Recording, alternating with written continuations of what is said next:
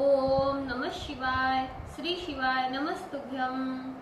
श्री आदिशक्ति पार्वती माताए नमः। श्री विघ्नेश्वराय नमः। श्री लक्ष्मी नारायणे नमः। श्री सरस्वती ब्रह्माय नमः। श्री सियारामे नमः।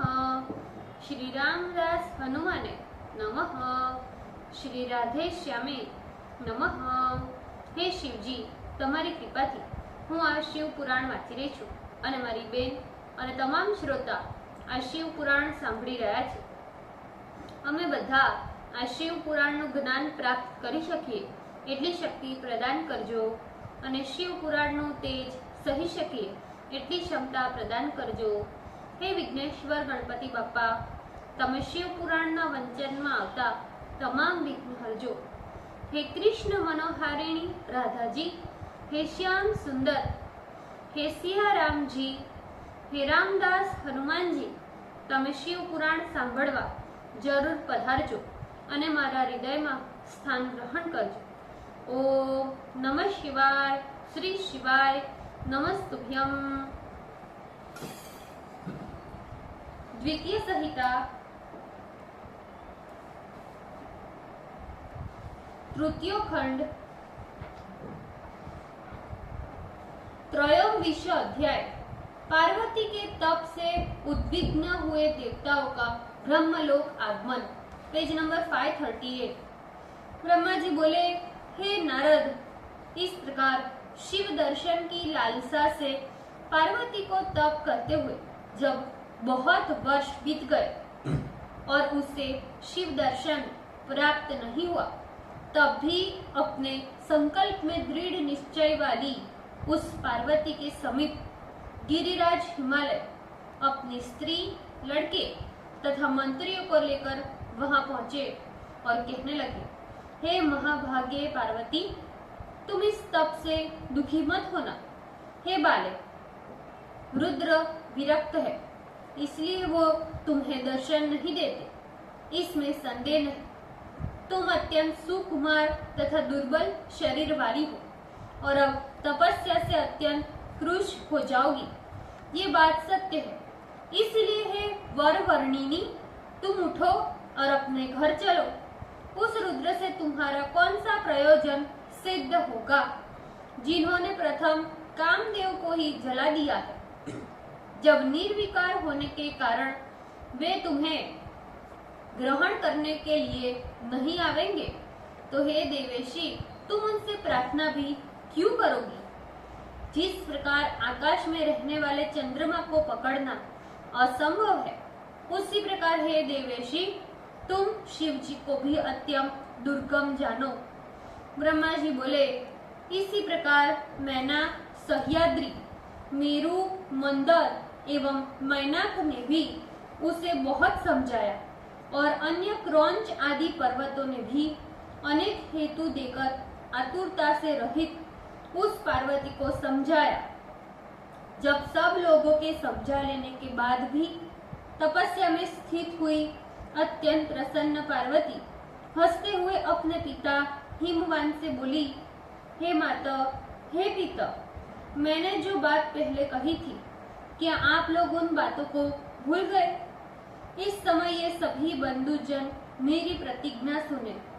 अपने क्रोध से काम को जला देने वाले सदाशिव निश्चय ही विरक्त है, किंतु उन भक्त वत्सल को मैं अपनी तपस्या से संतुष्ट करूंगी।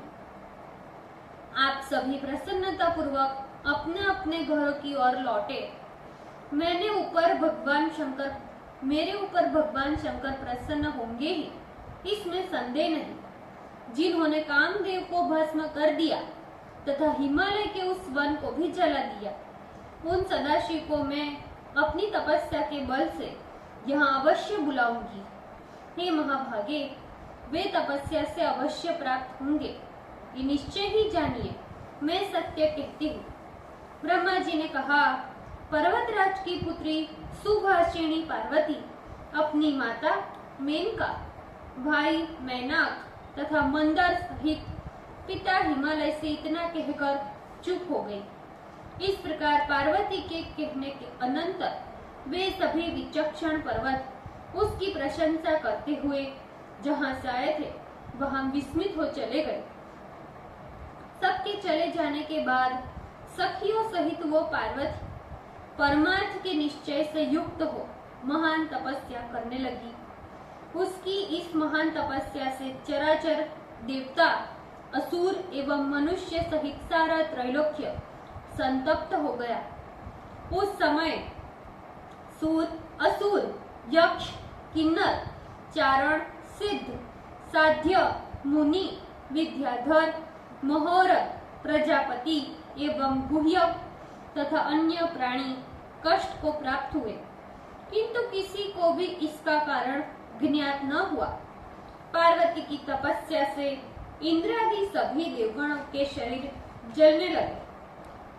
वे व्याकुल होकर बृहस्पति की सम्मति से सुमेरु पर्वत पर मुझ विधाता की शरण में आए। उन लोगों ने आकर मुझे प्रणाम किया। उस समय सभी की कांति नष्ट हो चुकी थी। फिर मेरी स्तुति कर एक स्वर से मुझे कहने लगे, हे देव, इस चराचर जगत का आपने ही निर्माण किया है, किंतु इस समय ये सारी सृष्टि क्यों जल रही है, इसका कारण तो ज्ञात नहीं होता। हे प्रभु, हे ब्रह्मन, इसका कारण आप ही बताइए। हम देवगणों का सारा शरीर जल रहा है, आपके अतिरिक्त कोई अन्य हम लोगों का रक्षक नहीं है। ब्रह्मा जी बोले, देवगणों की बात सुनकर मैं ब्रह्मा शिव जी का स्मरण करने लगा और हृदय में विचार किया कि ये सब पार्वती की तपस्या का फल है, जिससे ये सारा विश्व जल रहा है। जब मैंने क्षीर सागर में जाकर नारायण से निवेदन करने का विचार किया, वहां देवगणों के सहित जाकर मैंने देखा कि नारायण तो सुखपूर्वक आसन पर बैठे हुए हैं। तब देवगण नारायण को प्रणाम कर स्तुति करते हुए कहने लगे, हे नारायण, हे महाविष्णु, हम लोगों के सारे शरीर दग्ध हो रहे हैं, जिससे व्याकुल हो हम सब आपकी शरण में आए हैं। अतः हम शरणागतों की आप रक्षा करें। तपस्या करती हुई पार्वती के उग्र तप से हम संतप्त हो रहे हैं। इस प्रकार देवताओं के वचन सुनकर शेषासन पर विराजमान रमेश्वर ने उन देवताओं से कहा, हे देवगणों, हमने जान लिया कि आप सभी पार्वती की उग्र तपस्या से संतप्त हो रहे हैं।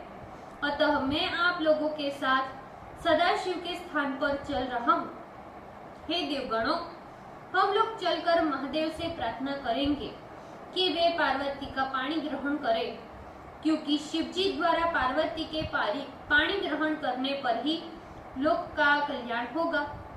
देवाधिदेव पिनाकधारी सदाशिव पार्वती को वर देने के लिए जिस प्रकार भी पार्वती के पास जाने को उद्वत हो, वैसा उपाय हम लोग करेंगे। इसीलिए अब हम लोगों को वहां पर चलना चाहिए, जहां परम मंगल महाप्रभु रुद्र उग्र तपस्या कर रहे हैं।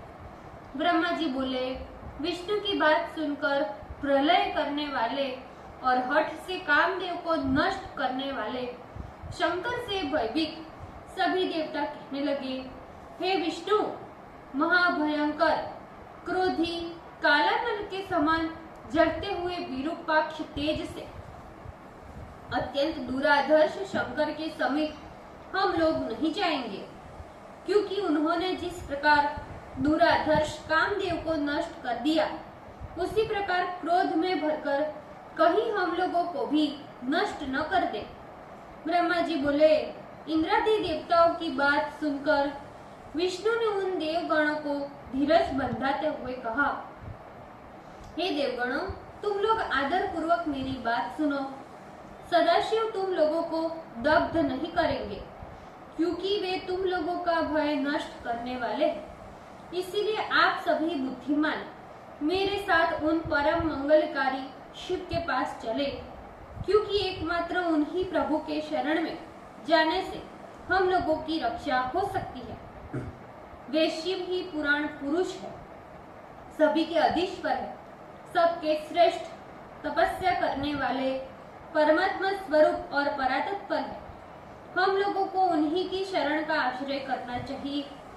ब्रह्मा जी बोले, जब सर्वसमर्थ विष्णु ने देवगणों से ऐसा कहा, तब वे सभी पिनाकी भगवान सदाशिव के दर्शन की इच्छा करने लगे। विष्णु आदि देवगणों ने मार्ग में पड़ने के कारण कुतूहल से भरकर सर्वप्रथम पार्वती की तपस्या देखने के लिए उसके आश्रम में गए। फिर सभी देवताओं ने उसका तप देखकर उसके तेज से व्याहत हो तेजो रूप से अधिष्ठिन उन जगदात्री तपस्विनी पार्वती को प्रणाम किया और साक्षात सिद्धि का शरीर धारण करने वाली उस पार्वती की प्रशंसा करने लगे। तदंतर वे देवगण शंकर के समीप चले। हे मुने नारद, वहां पहुंचने पर उन देवताओं ने सर्वप्रथम तुमको शिव के समीप भेजा और वे स्वयं काम को नष्ट करने वाले सदाशिव को देखकर दूर ही स्थित रहे। तब हे नारद, तुम निर्भय होकर शिव के समीप गए, क्योंकि तुम विशेष रूप से शिव के भक्त हो। वहां जाकर तुमने शिव को प्रसन्न मुद्रा में देखा। फिर तुम लौटकर यत्न से विष्णु आदि देवताओं को बुलाकर शंकर के पास ले गए। तदंतर विष्णु आदि सभी देवता शिव के स्थान में जाकर प्रसन्न मन उन भक्त वत्सल सदाशिव को सुखपूर्वक बैठे हुए देखा। वे योगासन लगाए हुए अपने गणों से घिरे हुए थे तथा परमेश्वर रूप से सदाशिव साक्षात तपस्या के विग्रहवान रूप थे। तब विष्णु एवं मेरे साथ रहने वाले अन्य देव मुनि तथा सिद्ध गण उन परमेश्वर को प्रणाम कर वेद एवं उपनिषदों के सुक्त से उनकी स्तुति करने लगे। ओम नमः शिवाय। श्री शिवाय नमस्तुभ्यम। ભૂલચૂક માફ કરજો શિવજી, કૃપા રાખજો। આજના શિવપુરાણના વંચનનું પુણ્ય મને પ્રદાન કરજો શિવજી। ઓમ નમઃ શિવાય। શ્રી શિવાય નમસ્તુભ્યમ।